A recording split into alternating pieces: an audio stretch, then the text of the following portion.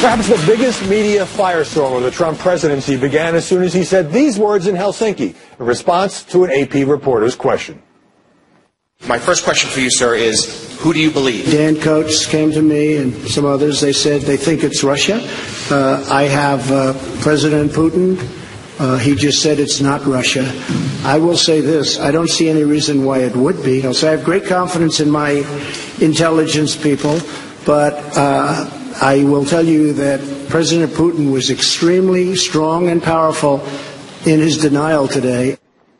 The next day, in what the press dubbed a do-over, Trump tried to clarify his remarks. I came back and I said, what is going on? What's the big deal? So I got a transcript, I reviewed it. In a key sentence in my remarks, I said the word would instead of wouldn't. The sentence should have been, I don't see any reason why I wouldn't, or why it wouldn't be Russia. And most of the media reaction ranged from skepticism to outright mockery. How stupid does Trump think we Americans are? The president's excuse for his embarrassing press conference, where he sided with Vladimir Putin over his own intelligence chiefs, does not add up. Guys, this is one of those times when the president's denial about what he said all but confirms what he said. So that's the hostage tape. The president buckled to criticism. I don't know what they're saying. That's exactly what happened. He buckled. And that happens. This is politics, after all. Joining us now to analyze the coverage here in New York, Liz Klayman of Fox Business, the host of Countdown to the Closing Bell. Kat Timpf, a National Review writer and Fox News contributor. And Jessica Tarloff, research director at Bustle.com and also a Fox News contributor. Liz, let's start with this media explosion over Helsinki. It was perhaps the most intense level of moral condemnation I've seen since Charlottesville, perhaps in his whole presidency. Do you think it's been fair? I have to say that initially, when you looked at all of the attacks, it was a real pile-on. But from every side, Howard, you even showed some of the Fox News journalists here and some of the pundits here. And when you've got the friendlies, so-called the friendlies, because, you know, each network takes a different perspective on things. And that's always been the case, even well before President Trump. When you see that the Fox News journalists were almost to a person coming out and condemning or at least criticizing how the president had handled this, you've got to ask yourself, you know, the president calls the other side fake media. Are we now the fake news media? You know, it just did not strike a positive chord, especially considering what happened. That was exactly the question I was going to ask you, because you not only had many people at Fox, putting that aside for a moment, Wall Street Journal editorial page, a personal and national embarrassment, Weekly Standard said Congress had censured the president. So it becomes harder for the president, as he often does, to paint this as the liberal media run amok. Right, absolutely. And oftentimes, whatever the president does, there's certain people who will stand behind him. We had Newt Gingrich coming out and saying that that this was the worst day of his presidency. Most serious mistake. Most serious mistake of his presidency. But yeah, everybody was kind of in agreement on this issue, but the president still blamed it on the fake news media, which I thought was very interesting. As you said, what, are we fake news media now? But I think that it was just a bad day. There was really no way to spin it any other way. The publicity was not good, and how could it have been? At the same time, Jessica, do you think that some of the liberal criticism went just a bit too far? We saw on MSNBC Jill Wine-Banks comparing this to 9/11, to Pearl Harbor, to Kristallnacht. Charles Blow, New York Times columnist, declared Trump to be a traitor even before the press conference, as soon as he got to Helsinki. Well, traitor has been thrown around since President Trump has assumed office, and you have people even like John Brennan. No, really this week, it is a lot to stomach to see him standing there next to Vladimir Putin, who we know is a murderous thug dictator, and not only say, I'm not sure what he did, but, you know, equivocate on everything and give him far more credit than he's due, and kind of make him seem like the big guy in the room. Like, we're the big dogs in the room here. We're, the exceptional nation. I get that you're critical, but do treason and traitor go too far? It was a botched press conference. Well, there are definitions of these things. I think it is more than a botched press conference, but this is part of the issue that we have when we talk about impeachment as well. You can't just throw that around without grounds for it. Like, what are you going to impeach him on? What are the reasons to call him a traitor? And we have definitions of those. So yes, I think that we go too far, but as Liz and Kat have pointed out here, this is both sides of the aisle. Everyone is ashamed of this. The whole thing that was stacked against President Trump from the get-go, the deck was stacked against him. But he was the dealer. I think that was the problem. 2-hour closed-door meeting, that was by his choice, no aides present. And then suddenly a picture surfaced of Melania Trump, the First Lady, and President Trump greeting Vladimir Putin because the Russian pool somehow got pictures of that greeting. So if I'm an American president, I'm going to look and say, well, who are these guys? Where are my guys? Well, that didn't seem to be the narrative that we got of him sticking up for the American side. I still think that treason went a lot too far, and I think that when people hear words like treason in the media, a lot of people who are on President Trump's side are less likely to listen to any of it. Right, it turns them off. And look, at one point, the President said, why didn't you cover the meeting? Because the American side wasn't giving out any information about the closed-door meeting. But when he did the clarification, reading from a script, people said things like hostage tape. Why can't the President say he misspoke without all of this, oh, he didn't really mean it, he wasn't being sincere? I think it's because he waited so long to do it. If after all the firestorm came out, he immediately said, I meant to say wouldn't, I didn't mean to say would. He gave 2 interviews on this channel, and he did not mention that clarification once. So I think if he had done that then, I think people might have been more likely to believe him, but it seemed like it was kind of a last-ditch effort when he saw that people, even on his own side, were speaking out against him. Let me ask you about Dan Cohen, the Director of National Intelligence, because it was an extraordinary spectacle of him being interviewed by NBC's Andrea Mitchell in Aspen, learning while the cameras were rolling that the president, without bothering to tell his DNI, had invited Putin to Washington this fall, and then he had some sort of carefully couched criticism. Take a look. How do you have any idea what happened in that meeting?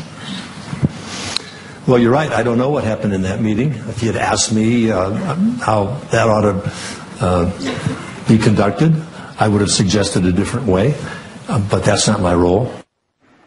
Then you have certain administration officials telling the Washington Post Coates had gone rogue. Does this fuel the media narrative that this president doesn't necessarily consult his top national security advisors? Of course it does, but that's because it's true. And you can't get a more honest moment than him hearing that in front of everyone and saying, I'm sorry, what? Which I think is what all of us were thinking, especially with the midterm election coming up. How does that benefit you to have Vladimir Putin here on American soil in the White House right before you have an election where the Russia issue, of course it's not the economy, it's not health care, but it certainly does matter. And to Kat's point about the clarification, the problem with it is not the 27 hours. The problem with it is that it's a lie.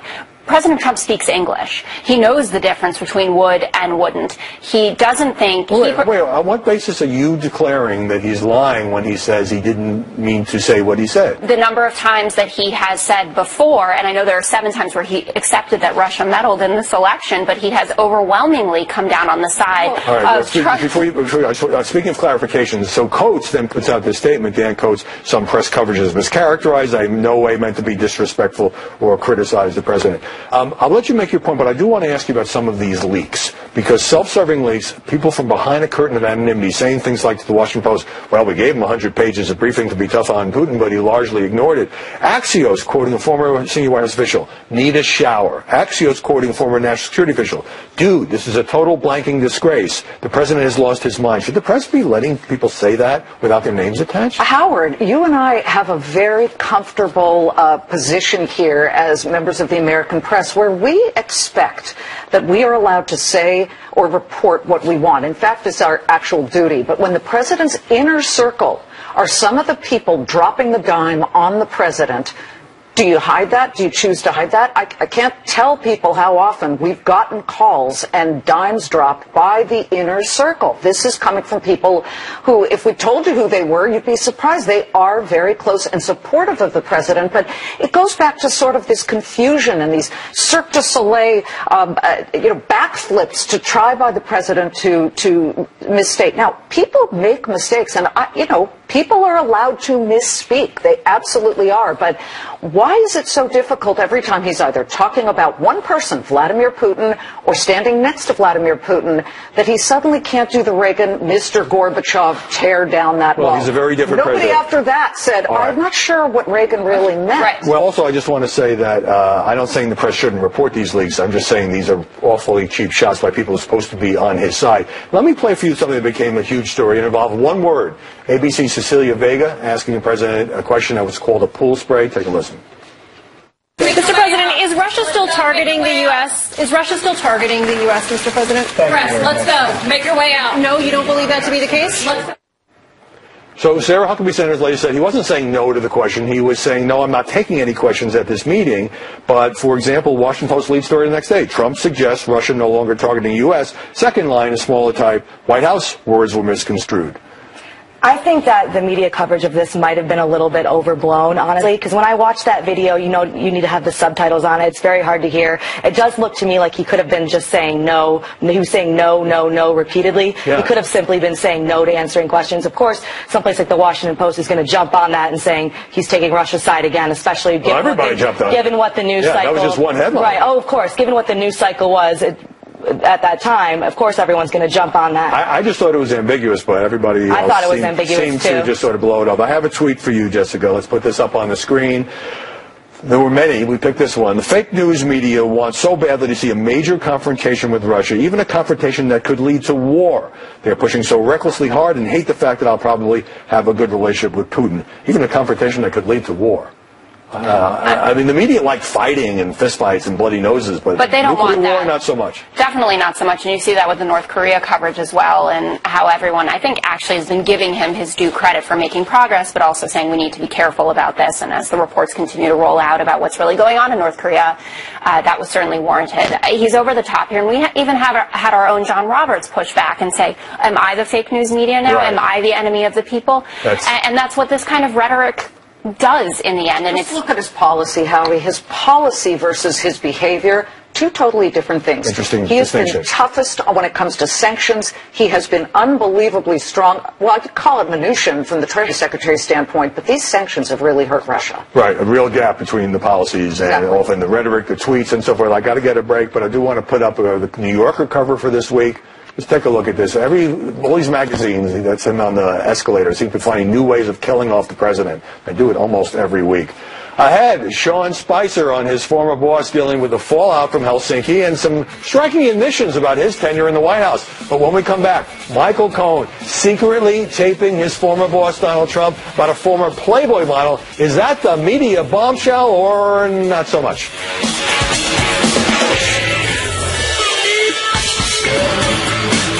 There was a massive media explosion when the New York Times disclosed that Donald Trump's former lawyer, Michael Cohen, was secretly taping him, including a discussion of a possible payment to Karen McDougal, the former Playboy model who told CNN she had an affair 12 years ago with Trump and that her story was bought and then killed by the National Enquirer. One of the Times reporters, Maggie Haberman, said this. It does raise questions as to why it is that the Trump campaign in October 2016, when the Wall Street Journal asked about these payments, asked about AMI and Karen McDougal, were told by the campaign, we know nothing about this. The president obviously did know something about it a month earlier. There was virtually wall-to-wall cable news coverage as soon as that New York Times story hit. Does this story deserve that kind of heavy coverage? Well, it kind of has everything, right? It has sex, it has deceit, it has the tapes. Yeah. So I'm not surprised that it got so much coverage, but I don't know if it's really going to change anyone's mind. I actually think that most people do believe that Donald Trump cheated on his wife. I don't think that I think most people don't care. They don't care. Exactly. Right. I think the people that support the president, they see this as, you know, the fake news media being mean or trying to create problems. They look and they say that they like what the president is doing in this country, and they don't really care about these kinds of stories. And what Rudy Giuliani, in confirming the story, said, Jessica, was that this was a possible payment, and ultimately didn't happen, to reimburse the National Enquirer, run by Trump's pal David Pecker, for buying McDougal's story and killing it for $150,000. And Rudy says Trump did nothing wrong. The problem is that at the end of the campaign, you had Hope Hicks telling the Wall Street Journal that Trump didn't know about anything involving Karen McDougal. That's also how the Stormy Daniels story went from the beginning, where Trump denied that he knew about that, and then eventually he had to back down off of it. And Rudy even said on TV there might be more to come. So it's a familiar pattern. Kat is absolutely correct. The infidelity of this president is baked in. We all heard the Access Hollywood tape, and 62-odd million people still said, okay, it seems like a good guy. I'm going to vote for him. And that's their business. And you got Neil Gorsuch. I think it did deserve the coverage because Michael Cohen's plot line here is important. Obviously, this is about the Michael Cohen investigation, which is New York-based, and it has to do with taxi medallion businesses and all of that. But he is the keeper of many of Donald Trump's secrets, and if there are more tapes, that matters, and if it was campaign finance violation. I mean, that's where this could legally be a problem for the president if they were using campaign funds. Let me share some of my reporting on this, because Michael Cohen and his team are convinced that this tape, the existence of the tape, was preemptively leaked by the Trump side. A lot of journalists believe that as well, to kind of take the sting out of it, to reduce Cohen's value as a witness to Robert Mueller. And it does make Cohen look bad, secretly taping his boss at the time. But it is also clear that Cohen is trying to work his way through two challenges to figure out how and whether to cooperate with Mueller, perhaps reach some kind of deal. And at the same time, as he's distanced himself from the president in at least one interview, to own up to some of the things he did that maybe he's not proud of when he was working for Donald Trump, to say that he's now president and that he takes a different view of this, and get that behind him. But let me put up for you, Liz, a tweet. You could expect that the next day the president would tweet about this. And the key thing is this second sentence where the president says, inconceivable that a lawyer would tape a client, totally unheard of and perhaps illegal. The good news is that your favorite president did nothing wrong. Number one, not illegal in the state of New York. Right. It's a one-party audio tape system or rule where only one person has to know. I know in Massachusetts, where I worked in Boston at a television station, two-party at the time that I was there. So both sides had to know. But this can be actually explained in certain cases when you look at the law, and Judge Napolitano would probably say the same thing, that it's almost like taking notes. But what's more interesting, I think, is that both sides are leaking or revealing things to different members of the media to advance their side. And the media is being used in many cases. However, once you get it, is it your representation? Is it important for you to then reveal it? Well, of course, if you have it, you want to give it out there. But the question now becomes, Rudy Giuliani saying that it's exculpatory. That's a little surprising. That's an opinion. That is spin. Exactly. Lanny Davis tweeting that Trump's tweet was false. That's also an opinion of an advocate. But at the same time, as you say, Michael Cohen's an important player here, and it does seem like this is sort of playing out with a lot of leaks. And I think, look, New York Times story was accurate, but what it means is open to media debate. Right, absolutely. And going back to that tweet, I think that it would be better off if President Trump would just not talk about this stuff at all, because the media loves this story, and the more he tweets about it, the more that the media is going to keep covering it. And so this isn't over yet. I think that we're going to see more and more of this kind of coverage. Same thing with Stormy, and I get a lot of reaction online, like, you clowns in the press, who cares? He was a celebrity businessman at the time. But again, it ultimately goes to veracity because of the past denials, and that, I think, is a political problem for the president. It is, but again, it should be. If it was anybody else, I mean, certainly if it was President Obama or President Bush, this would be a huge problem. It happens to not be with this president. And to Kat's point, it was a problem with President Clinton. I just got about 20 seconds. Oh. Go ahead. Yes, President Clinton did get in trouble. I just mean that when they were elected, there was no Access Hollywood tape when President Clinton got elected. I want to say about this story, though, yes, the media loves it, but the Russia story is a lot more important. And I have seen some media criticism this week that I think is smart about losing interest in the Helsinki plot line for the Playboy line, because the Playboy line matters a lot less to voters in the end because it's baked in. But it is, quote, sexier. And on that note, it is by definition sexier. Jessica Tarlov, Kat Schiff, Liz Clayman, great to see you all here in New York. Come to New York more. One of the Fox anchors who spoke out forcefully about President Trump's performance with Vladimir Putin was Trish Regan. He should have defended us. He should have defended his own intelligence community. Or just don't take the meeting. And joining us now here in New York is Trish Regan, who hosts the Intel Report on Fox Business, 2 p.m. Eastern. And Trish, you've often been supportive of President Trump on economic policies, on regulatory policies. You've taken on some of his press coverage.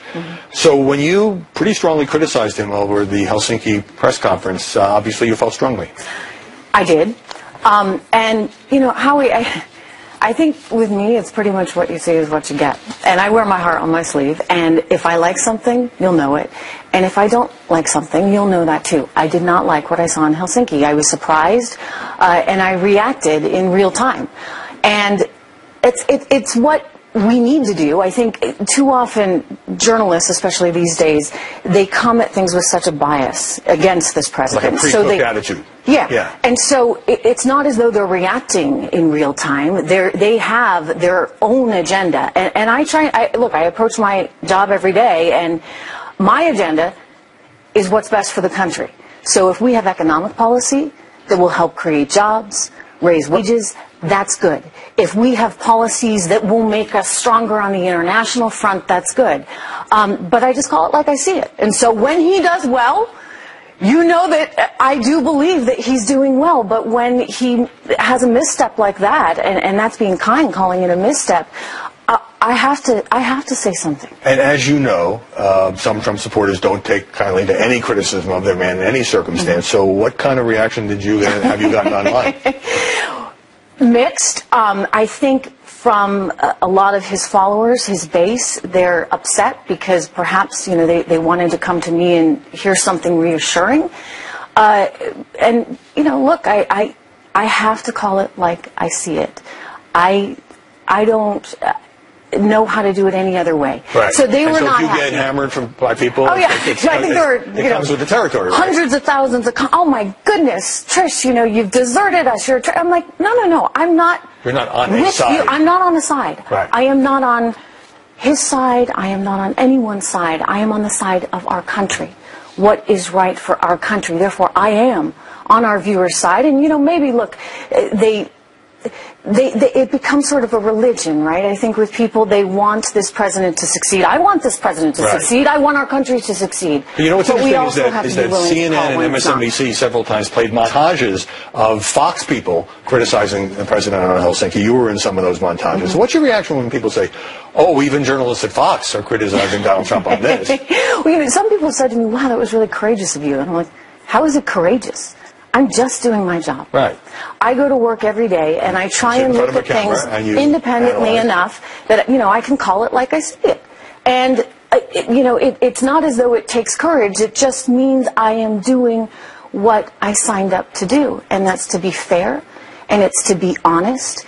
And now, you know, when he comes out with a good piece of economic policy, and I say it's good, I mean it really is. Absolutely mean it. Let me get you in on the Michael Cohen secretly taping Trump, media explosion of this, as I mentioned earlier, discussion of payoffs involving a former Playboy model who alleges an affair. Is that a big story? Is it a story that's now pushing aside other stories? Well, it's certainly pushing aside, interestingly enough, the whole Helsinki story, right? Because this could have, I mean, when you think of the news cycle these days, it's absolutely positive. We all go crazy over something, and then the next thing you know, something else pops, and that becomes wall-to-wall. It doesn't really matter whether it's as important as our relations with Russia and Vladimir Putin. It just becomes the new shiny object, right?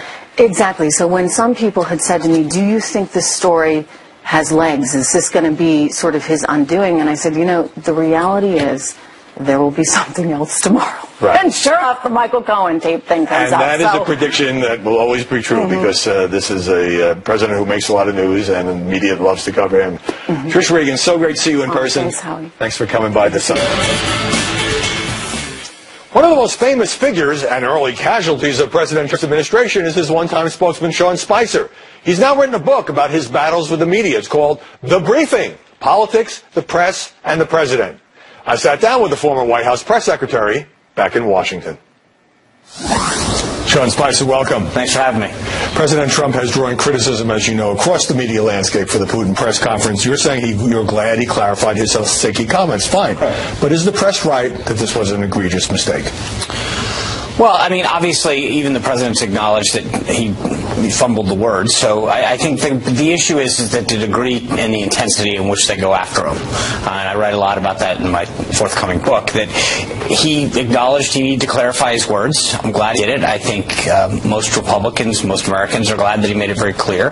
I've heard him say before, this isn't the first time he's made it clear what Russia's role has been in the election. So I'm glad he clarified it. But well, you talk about the intensity. Talk about the intensity. I just want to make clear, this is not just the liberal media. You have many Republican lawmakers, you have conservatives, you have people on Fox News. You had Newt Gingrich saying the most serious mistake of his presidency. Are they all wrong? It's pretty intense. But I get it, and I'm glad he clarified those comments. I'm glad that he went on CBS and made it very clear once again what his position was. But it wasn't like there wasn't any history to this. He has said before that Russia was involved in meddling, and so I get it, but I think that part of the reason a lot of them piled on is because there was this fury from the media that a lot of folks felt like they had to react to. I think that they probably could have come out a little sooner, made it very clear that if that wasn't his intention, clearly the media reacted immediately, and it would have probably been better and made this go away a lot easier if it had been a quicker response. Yeah, that 24 hours was filled with a lot of criticism, right. Not much defense from the White House. You got into it the other day with Megyn Kelly, and she said, why can't you just admit that Donald Trump sometimes struggles with the truth, and you would not?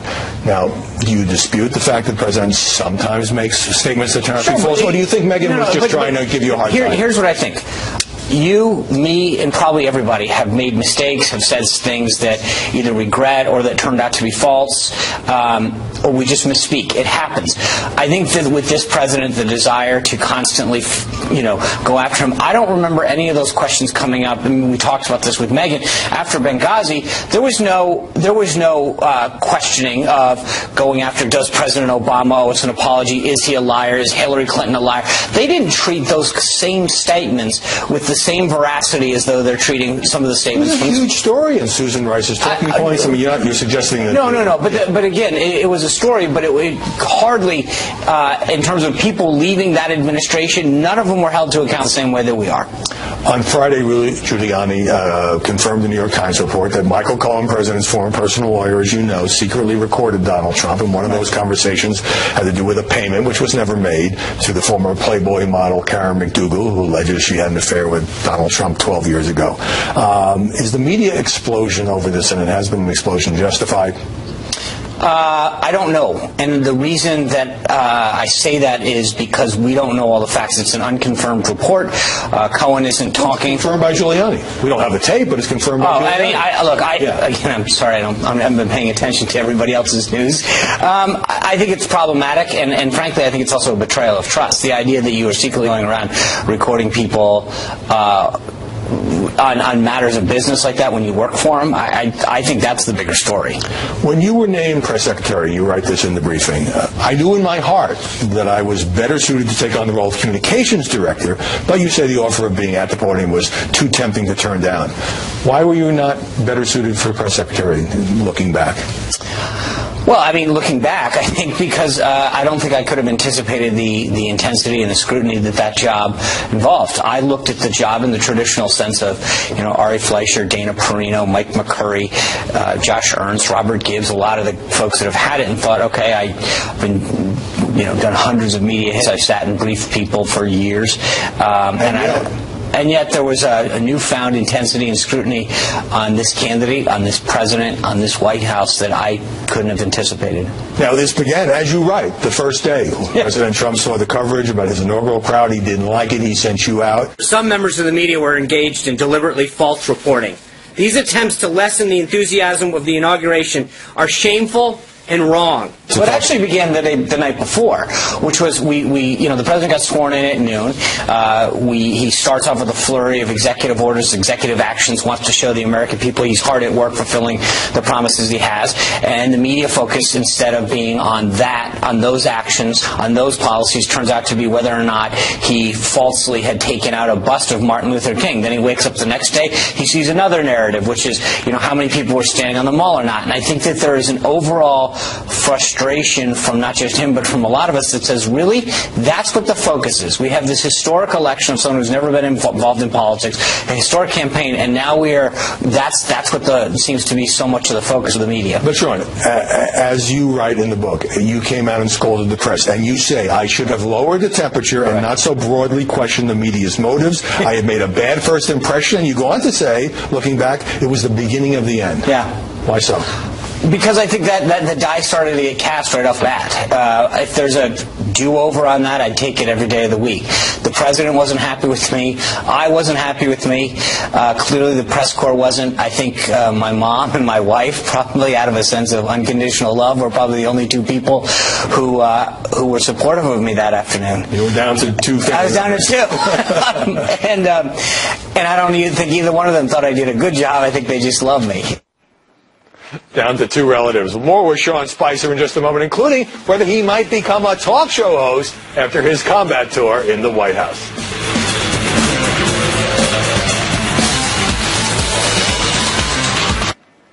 More now of my conversation in Washington with Sean Spicer. You say that CNN's Jim Acosta and two CNN contributors, radio reporter April Ryan and Playboy's Brian Karem, are among those who are trying to become cable stars, in your words, by generating fake controversy and outrage. Why fake? Well, because it's not about a question. It's about creating an antic in the briefing room, right? And it's not trying to delve further in an issue. It's not about, it's jumping up and down and screaming. And my point was this. In those two cases, those folks have been in the briefing room for quite often. Suddenly they jump up and down, yell, make a spectacle of themselves, get a clip that goes viral on YouTube and on Twitter, and suddenly they find themselves with cable contracts. Not because of the quality of the reporting, not because they uncovered some unbelievable, or led some investigation. And that's what we've done, is we've started to reward antics, not good journalism. You have some nice things to say about Maggie Haberman of the New York Times. You call her a smart and tenacious reporter with good sources, but you, of course, went at it during your tenure, and you say a therapist could have made a fortune from the amount of time you spent tangling with her. A therapist? Well, just in the sense that Maggie and I, during my tenure, would often, she would write a story that I didn't think was fair. She didn't think some of our responses were. And so it was sort of, we ended up having to spend 20 minutes talking about how we were talking to each other rather than focus on the issues. But I think, like a lot of reporters there, I have a lot of respect for folks that are tenacious and tough, that are really focused on making sure that they're well-sourced. And I don't fault journalism for tough stories. I think that that's what it's all about. But the question is, are they trying to get it right, or are they trying to be first to get a click? And with all due respect to Maggie, I think she's one of those ones that is tough. Sometimes I don't agree with every story she writes, but I think her and Jennifer Jacobs, and I name a whole bunch of them in the book, where I go through, because it's not just, I hope that people who read the briefing walk away from, and there's some constructive stuff, I think on both sides. I say, look, here's how we could have done a better job. But then there's also times where I talk about how journalists could do a better job. We need good journalists. We need a healthy and robust press corps to make this democracy as great as it can be. You're working with a major TV syndicator on a potential show called Sean Spicer's Common Ground. Now, you were a dogged Trump defender, RNC official, Republican operative, constantly fighting with the media. Aren't you more of a partisan warrior than a common ground guy? I'm a huge partisan warrior. But that's the point, is that I know from 25 years in Washington, and a lot of the stories that I tell in the briefing are based on this, which is that we can have civil and respectful discussions, but totally disagree on policy. That's the idea. You can be a fierce partisan and a good person. You were ridiculed, of course, on SNL by Melissa McCarthy. You were accosted by a strange person in an Apple store. Was all of this hard on your family? I think so, only because I think I have an unbelievably supportive partner of a wife who has sacrificed tremendously for me to be able to pursue this dream. And I think it hurts when you see somebody you love be attacked. In the case of Melissa McCarthy, some of it was funny, and so we would laugh accordingly. Some of it was sort of, as we would say, like, well-deserved. And so in cases where it was funny, I think I would, well, no, but when you screw up and you step in it, she's a talented actor and she did some funny stuff, and I can laugh at it, where she went over the top. And again, I don't blame her. It's not like she was the writer. She played a part and she did it well, for the most part. But I don't think that people fully appreciate the impact that it's had on the families and loved ones when you take something, and goodness knows, I had no idea, and I talk about it from day one. You bring up the Apple Store, all of these instances and examples that when I took the job, I didn't realize that you'd have this kind of notoriety. I'd done probably hundreds of television hits before, and I don't think save a couple people on Capitol Hill, no one's ever recognized me. Not the same as being press secretary. Well, under this president, I think a lot of former press secretaries would say that they political junkies and would know who they are, but they can probably live a fairly normal life. I think that changed under Donald Trump. Sean Spicer, thanks very much for joining me. And hello again from Fox News in Washington. The tension following President Trump's meeting with Vladimir Putin continues to rise this weekend as the president faces widespread criticism over his handling of Russia after he seemed to side with Putin's denials of election interference, at least at first. Joining me now from South Carolina, Congressman Trey Gowdy, chairman of the House Oversight Committee. Mr. Chairman, thanks for being here. Yes, sir. Thank you. You know, after the president's meeting with Vladimir Putin and that much-analyzed press conference in Helsinki, your colleague, Republican colleague from Texas, Congressman Will Hurd, a former CIA officer, wrote an op-ed for the New York Times, and it was entitled, "Trump is being manipulated by Putin. What should we do?" And in it, the Texas Republican writes, quote, "Over the course of my career as an undercover officer in the CIA, I saw Russian intelligence manipulate many people. I never thought I would see the day when an American president would be one of them." So do you agree with Congressman Hurd? Is the president being manipulated by Vladimir Putin? Well, Will has a background as a CIA officer. I defer to him on manipulation. I can tell you this, Brett. The president has access to every bit of evidence, even more than those of us on House Intel, and Will and I serve on Intel. He has access to Pompeo and Chris Wray and Dan Coates and Nikki Haley. The evidence is overwhelming. It can be proven beyond any evidentiary burden that Russia is not our friend and they tried to attack us in 2016. So the president either needs to rely on the people that he has chosen to advise him, or those advisors need to reevaluate whether or not they can serve in this administration. But the disconnect cannot continue. The evidence is overwhelming, and the president needs to say that and act like it. So he eventually said it through the week, Congressman, but what do you think was the evolution there? Why the hesitation?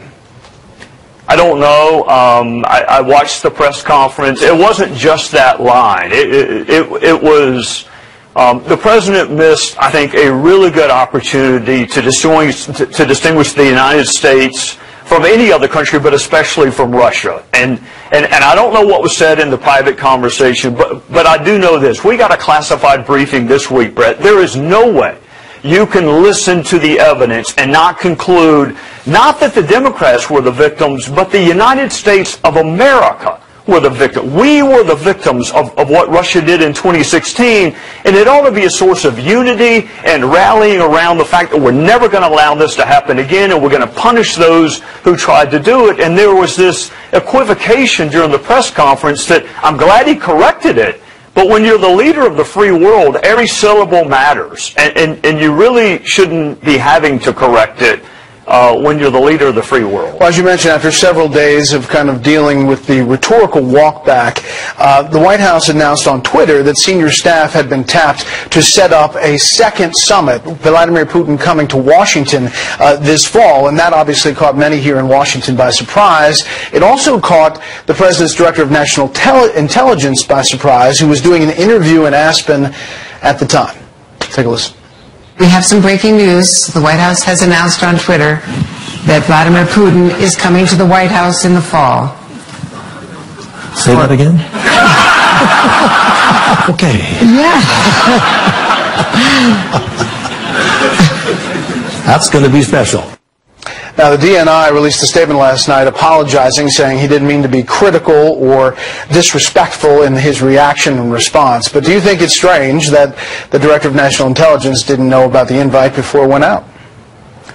I do think it's strange. I also think this, Brett. I think that the United States of America sometimes has to meet with people that we don't have anything in common with. I think our president has to meet with the leader of North Korea. We have to meet with a leader from Iran. But it's very different to issue an invitation.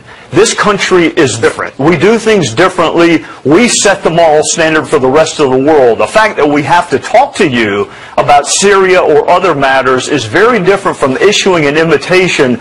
Those should be reserved for, I think, our allies like Great Britain and Canada and Australia and those who are with us day in and day out. I think we should be very judicious in who we invite and place that imprimatur of acceptance on. So I would hope the president would keep that in mind if we're issuing invitations to foreign leaders. I want to turn to the investigation. Overnight, responding to Freedom of Information requests, the Department of Justice released a heavily redacted Fisa court request by the FBI asking for permission to surveil or listen into Carter Page. Fairly low-level figure in the Trump campaign orbit, but one the FBI suspected, according to these documents, of colluding with Russian agents and maybe being one. I know you read this months ago, but it's the first time one of these kind of documents is out in the public domain. even heavily redacted. What is your take on this? My take is that Carter Page is more like Inspector Gadget than he is Jason Bourne or James Bond. Trump never met him. Trump never had a conversation with him. I'm sure he's been on the FBI's radar for a long time, well before 2016. Here's what we'll never know, Brett. We'll never know whether or not the FBI had enough without the dossier, the unvetted DNC-funded dossier, because they included it. And everyone who reads this Fisa application sees the amount of reliance they placed on this product funded by Hillary Clinton's campaign and the DNC. So that's point number one, is the dossier and its use. The other thing I hope my fellow citizens will take note of is the FBI missed a really good opportunity to tell the judge exactly who paid for that. If you look at the footnote, it takes a lot more effort to define it the way they did, where you have no idea who funded it, than just to come right out and say the DNC hired Perkins Coie, who hired Fusion GPS, who hired Christopher Steele. There, done. That's an easy footnote. Everybody can follow it. But for whatever reason, the FBI decided not to represent that to a court. So Carter Page is never indicted. He hasn't been brought in. He's still walking around. Yeah, and that, I mean, look, this is an investigation. All investigations don't lead to indictments. There have been 24 indictments in this case, but Carter Page is not one of them. I have a different standard between investigating something and someone. And keep in mind, counterintelligence investigations are never designed to become public. So you and I were not supposed to be having a conversation about Carter Page on national television. This case is different. He's not been indicted. He's presumed innocent. He'll be presumed innocent even if he is indicted. I don't have an issue with looking into people that have cozy relationships with Russia. That's fine. That's what law enforcement's supposed to do. I do have an issue when you rely on political opposition research that is unvetted and you represent that to a court and use it to spy on an American. You have seen this document long ago, but are there documents that you know exist that you have yet to see? The McCabe memos, which came up during the Lisa Page interview. Andrew McCabe, the number 2 at the FBI, who became acting director after Comey leaves. Right. As soon as you become acting director, apparently you make a decision to memorialize all of your conversations with the president, even while you're applying for the job, I hasten to add. But I've not seen the McCabe memos. There were other references that Lisa Page made to documents and files that I think Congress is entitled to see. I've seen as much, if not more, than any other member of Congress, which is why I am so adamant that Russia is not our friend and they tried to attack us. Are you equally adamant that the president has not colluded with Russia? I have not seen one scintilla of evidence that this president colluded, conspired, confederated with Russia. And neither has anyone else, or you may rest assured Adam Schiff would have leaked it. So that's why they've moved off collusion onto obstruction of justice, which is now their current preoccupation. You mentioned Lisa Page. She and Peter Strzok, these two figures, FBI agent and FBI attorney, who had been texting back and forth. They were lovers. Had some very heated, aggressive anti-Trump texts. One that said, "We can't take a risk. It's an insurance policy." Another that said, "An investigation leading to impeachment. You and I both know the odds are nothing.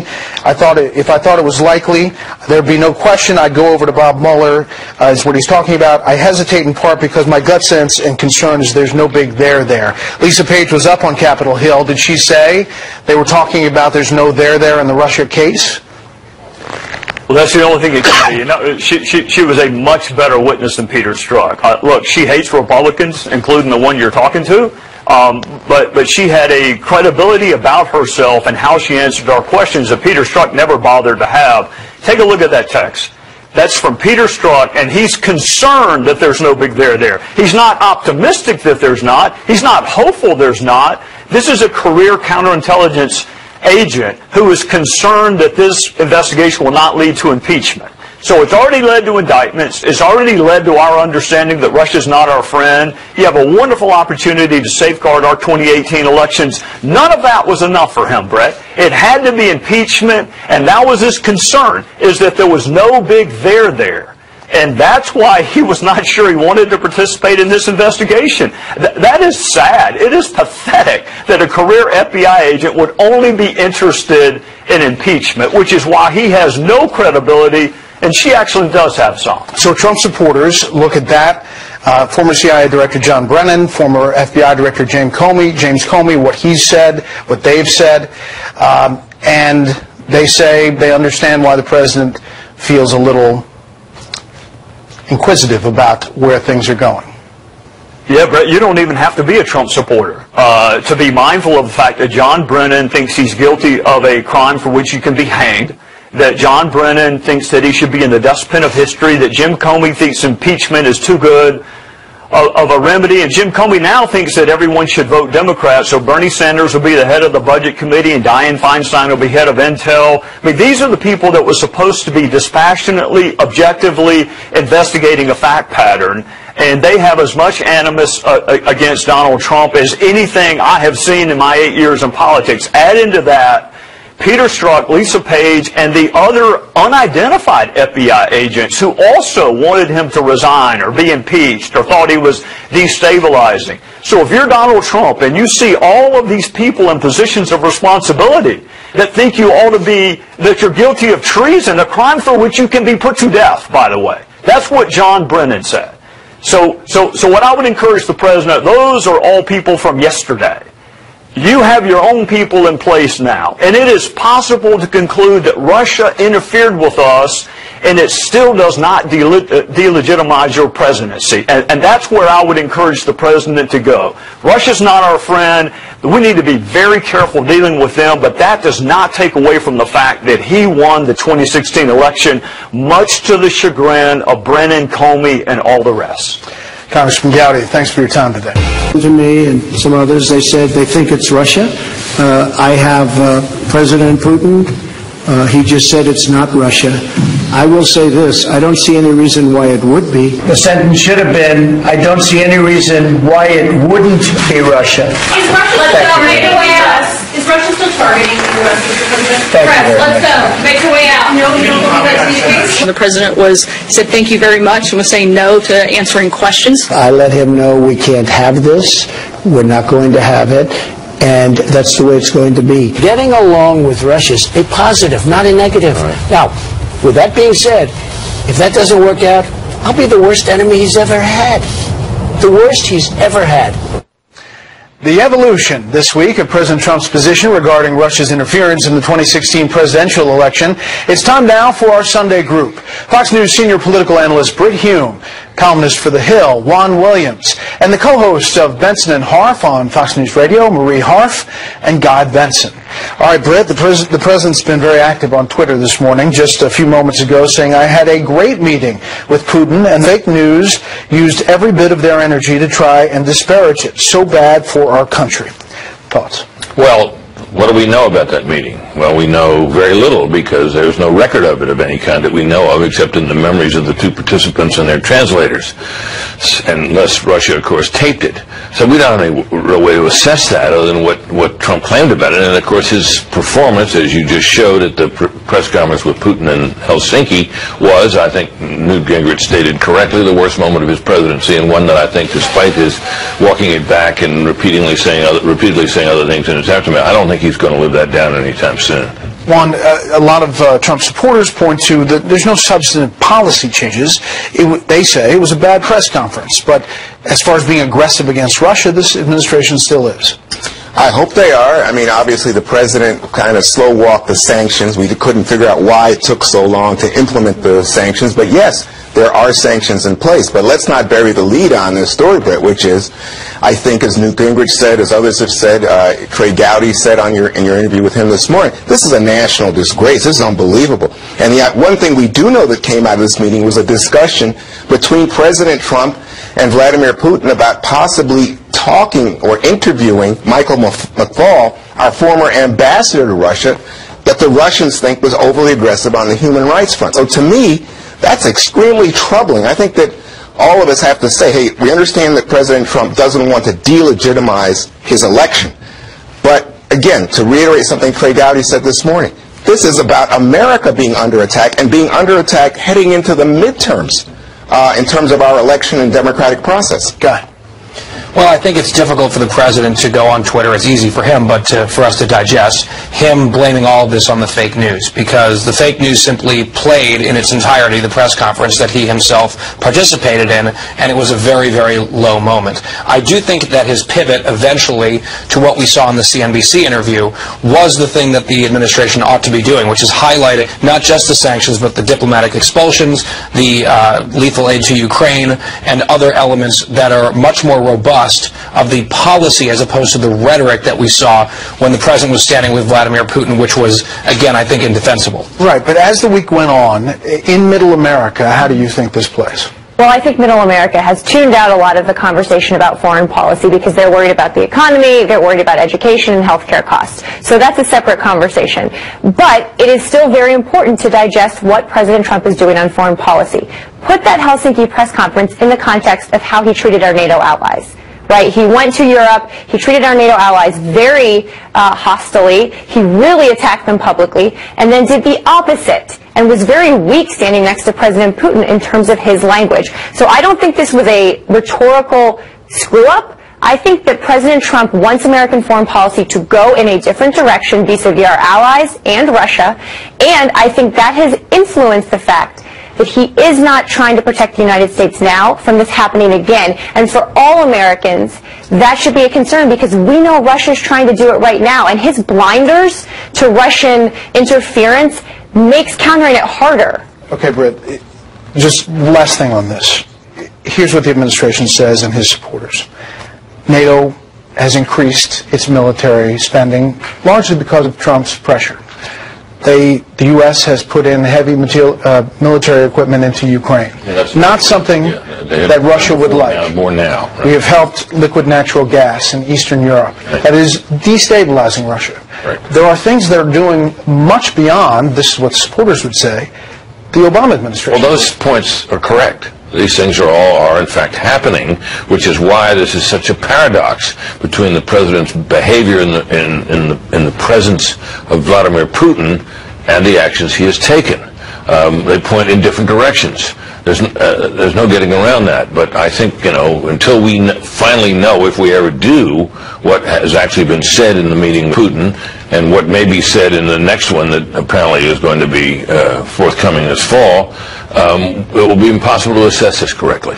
So the president doesn't often like polls, but a new Washington Post ABC poll said post-summit, his handling of the summit, 33% Americans approve of the president's handling of the meeting with Putin, 50% disapprove, just to give you a moment in time from that sense. Let's talk, Guy, about this Carter Page Fisa document that comes out overnight, which is it's just very rare to see a Fisa document at all, heavily classified. This one heavily redacted. What does it tell us? What does it mean? Well, I will confess that I did not spend all night reading 400 pages of this, but I did We expected you. Yes, I know.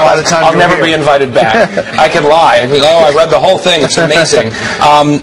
The redactions are the key point. I've seen, scrolling through Twitter, partisans on both sides claiming vindication from context clues. Oh, this means we're right. This means that's correct. There is so much, the substance, some of the substance is just blacked out for pages. So I think the one takeaway that Trump supporters will not like is the degree to which the Steele dossier was relied on very heavily to secure this FISA warrant against a U.S. citizen and a Trump associate. Whether there was more substance underneath that that the FBI was able to verify in terms of Mr. Page's past conduct with the Russians, which I think is deeply suspect, remains to be seen. The president again tweeting, looking more and more like the Trump campaign for president was illegally spied upon, surveillance for political gain of crooked Hillary Clinton and the DNC. Ask her how that worked out. She did better with crazy Bernie. Republicans must get tough now, an illegal scam. Not illegal, as far as I can tell. It was approved by the judge, which is the process you're supposed to go through. I mean, I think it may well have been improper, and I think that as Guy suggests and as the document reveals, there's stuff in that FISA warrant application that has no business being there. That does not make it illegal. It may make it improper. And it was renewed 3 times, which means you had to get independent evidence that it was producing usable intelligence. And I will say, this is not a witch hunt. This is not the only thing that is part of the Russia investigation, and the Fisa application wasn't put in for Carter Page until he left the Trump campaign. So the idea that this is part of, quote, spying on the Trump campaign just isn't backed up by the timeline. Yeah, I mean, Trey Gowdy said that Carter Page in reality is more like Inspector Gadget than he is Jason Bourne. He's still walking the earth and giving interviews. Juan, I want to turn quickly to politics and this real focus on the left. You had the Vermont Senator Bernie Sanders and the new star, Alexandria Ocasio-Cortez, campaigning in Kansas. Is the progressive wing of the party driving the Democratic Party? Oh, I don't think there's any question. The energy is in what I would call the far left base of the party, still injured over Donald Trump's election, still can't believe it, right? And thinking that the way that you do politics now has to be Trump-like. You have to be aggressive, some would say bullying, you have to name call, you have to set out a very clear, aggressive agenda. So to me it was astounding to see Bernie Sanders and Ocasio-Cortez in Kansas, a state that Trump won plus 20, Brett. So, but they're there, and they're relying on an agenda that I think lots of Democrats think that the Democratic establishment is reluctant to embrace. Things like health care, things like tuition assistance for young people with heavy student loans, things like a minimum wage hike. All of this is true, but at the same time this week we had a poll that showed most Democrats want a fresh face, and that fresh face is, guess who? Joe Biden. He's the top. I think he has like 35% support as the next candidate. Speaking of which, the president weighing in on Joe Biden this week. I dream about Biden. That's a dream. Look, Joe Biden ran 3 times. He never got more than 1%. And President Obama took him out of the garbage heap, and everybody was shocked that he did. Guy?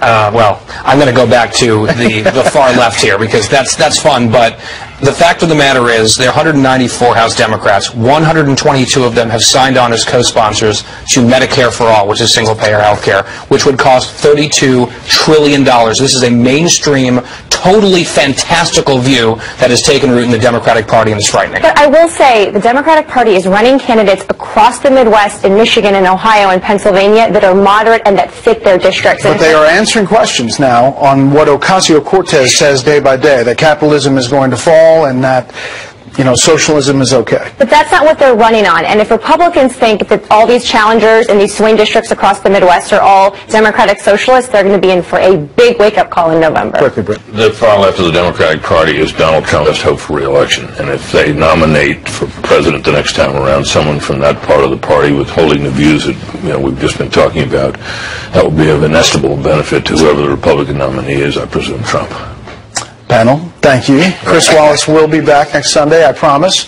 For more reaction on the FISA documents, let's bring in former DOJ prosecutor James Trusty. James, thanks for your time. Let's get to it. How unusual is it for a FISA application to be part of a Freedom of Information Act disclosure?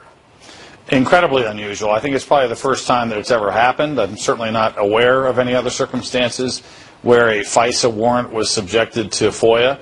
Now, that's the good news. The bad news is it's so heavily redacted that there's still going to be some questions. This is about a 412-page document, and even I read it in the course of about an hour, which tells you it's heavily redacted.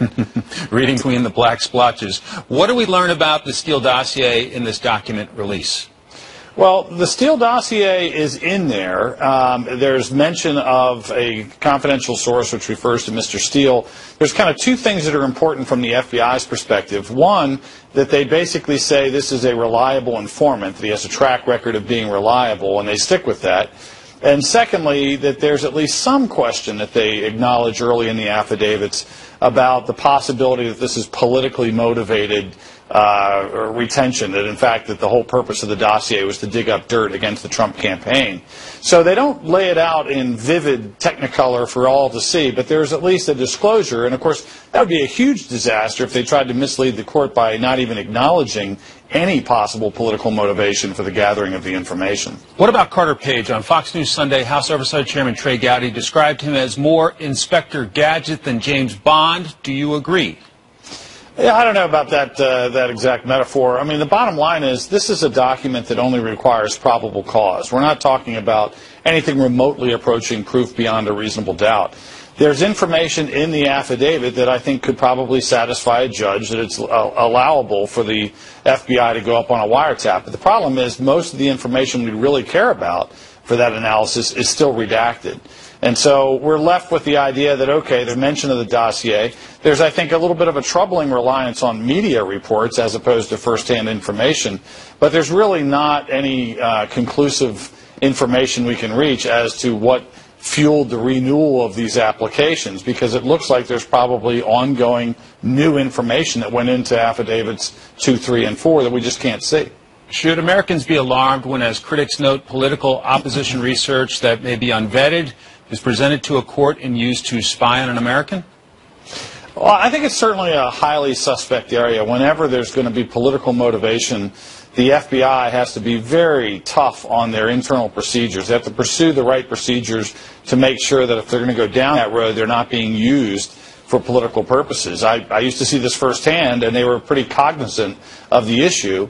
But it's certainly fair to ask questions about it, and there's still going to be questions after today's disclosure. What do you see as remaining issues following this FISA application release? Well, I think there's still going to be questions in terms of exactly when the FBI knew that Steele might be sitting on unreliable information. In a later affidavit, they acknowledged that he broke the rules. I think there's a continuing question and concern about politics affecting FBI decision-making, and that goes back to Comey and McCabe and Strzok. But even Christopher Steele breaks his rules as an informant by going to the media because he's worried Hillary's campaign is being hurt. Right. So apparently the whole political motivation is contagious everywhere you turn, and I'd like to see the FBI get away from that and have leadership that doesn't operate that way. In your view, was the FBI right to act on this information?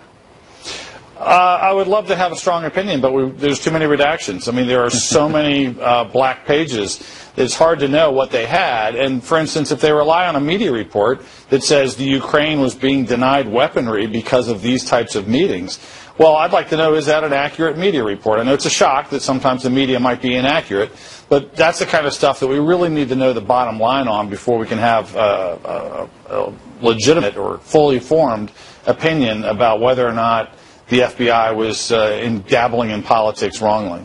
As a former DOJ prosecutor, you look at the pages with the redactions. Are you convinced all those redactions are legitimate, or might they be covering for embarrassing information? Yeah, I hope they're not. I mean, look, it's absolutely unusual to even release this document at all, right. So I tend to think that's a good sign that they're willing to disclose things. But there are certainly other aspects of it where you wonder, why is the signing agent's name blocked out, but the judges are still on there? So they might be a little stingy. I know as an institution they tend to be a little protective or a little stingy. But again, the starting point here is a highly unusual disclosure that at least helps answer some of the questions that have been out there about how this thing got started. James Trusty, thanks for your time and your analysis. Have a great day. Sure, thanks, Mike.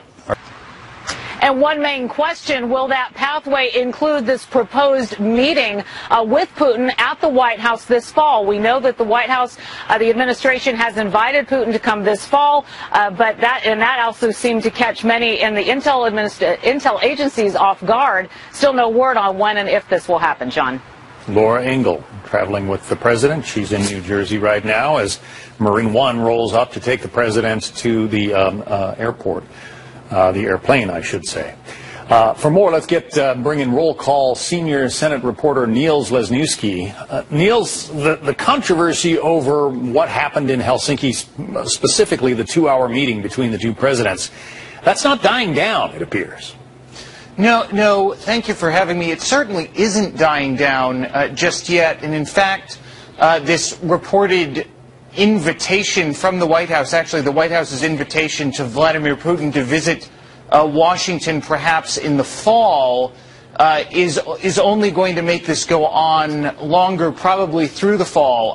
Republicans and Democrats alike on Capitol Hill behind me have no intention of inviting President Putin to address a joint meeting of Congress or anything like that. But certainly this possibility of a Russian presidential visit or state visit to Washington, whatever it may be, is going to make this become an issue all through the fall. It hasn't been established yet. I mean, there's no timeline for this visit. Do we know whether Putin has formally accepted? I don't think we know that, but I also don't know that there may not have been an invitation extended in the meeting. This is kind of the problem that people in the intelligence community and Democrats and Republicans alike who had concerns about the meeting between Trump and Putin being a one-on-one meeting at the outset probably had. There are lawmakers on Capitol Hill who are now trying to figure out what exactly the U.S. government translator who was present in that meeting may have in their notes or may be able to recall from that meeting, because frankly there's so many questions about what exactly we the United States, may have committed to out of the mouth of the President of the United States. Kind of curious. I mean, the press secretary, Sarah Sanders, says that Ambassador Bolton, the national security advisor now, is the one that the President asked to issue the invitation to Vladimir Putin. John Bolton is no shrinking violet when it comes to Russia. He is not a fan of Putin and the Russians. No, and nor, frankly, is the Director of National Intelligence, Dan Coates, or many other members of the senior team at the White House and in the Trump administration. I was recalling the other day when Coates seemed caught off guard about the invitation being made and the reports of the invitation being made, that at one point in time he was actually among the people who, as a senator, was banned by Putin basically and sanctioned for basically being anti-Russia previously, and actually made a top 10 list of sort of things that he would miss not being able to go to Moscow. It was a joke, but it was kind of, that's where Coates was as a senator, obviously Bolton and others as well. I just want to bring our viewers up to date on what they are seeing on the larger screen, the larger box on our screen. President Trump has spent the weekend at his golf resort in Bedminster, New Jersey. That helicopter picked him up at the golf resort and has now taken him to Morristown Municipal Airport, where he will be boarding the smaller version of Air Force One. It's a pretty significant runway at that particular airport, but not big enough to hold a 747, so they've got the 757 version of Air Force One ready to take the president back to Washington. The president will be deplaning momentarily from Marine One, the helicopter that you see there. We'll probably get a wave and a hello as he heads off to Air Force One for the trip back to New Jersey. Back to Niels for just a minute, and we're gonna continue on this shot as we wait to see the president. There are members of Congress from both parties who are pretty skeptical and maybe a little concerned, I guess would be the word, about what he may have said during this meeting with Vladimir Putin. There seems to be this fear that in some way the president gave away the farm. Right, and because there are so few notes so far, no one really knows for sure. So I think what we're going to see on Capitol Hill in the coming weeks, definitely for the Senate, with them still being in town in August, is some effort maybe at imposing more sanctions, or at least trying to send the signal that whatever it was President Trump may have agreed to may not necessarily hold any water among members of Congress. So interesting, the timing of so many sort of ancillary developments. You had the indictment from Robert Mueller's team of those 12 Russians just ahead of the president's trip, and now in the week that the president's trip has come to an end, you have this Carter Page FISA court application being released, and it's just keeping this whole issue bubbling up and leaving everybody to wonder exactly what is going on. Yeah, the release of the FISA warrant, and I can see we see the president deplaning now, right. He and or the first getting off lady, the helicopter. He and the first lady again coming off a Marine One helicopter that picked them up at his Bedminster Golf Resort in New Jersey. He is now heading to Air Force One, and he'll make the flight back to Washington. Go ahead, Niels. Well, I think that what we're going to see with the Carter Page release and sort of is this verifies what the FBI thought. Now, whether you're someone who thinks that this was the basis for the warrant was appropriate or not, the FBI clearly thought that there was some something that Mr. Page was up to that may have been criminal in nature. And it's also worth noting that there were 4 Republican-appointed federal judges who were on the FISA court who signed off on the warrant. Right. So this is this sort of theory that there's some sort of partisan deep state sort of grand conspiracy probably should be diminished by the thought that there were all Republican judges involved. But it's also stuff that was available to the highest levels of the Obama administration, was it not? Isn't this some of the material that Susan Rice was asking to be unmasked? Sure, and I think that the question will never sort of go away as to how much the Obama administration did or should have done, or if, in fact, they should have gone public with more earlier or not. There were sort of questions that we had at the time of the election, if you'll recall, about how much it was that the Obama administration was actually saying publicly and what actions they were taking, and some that weren't sort of made public until after the election. Niels Lesniewski, who covers the Senate for Roll Call. Niels, thanks for spending some time with us tonight.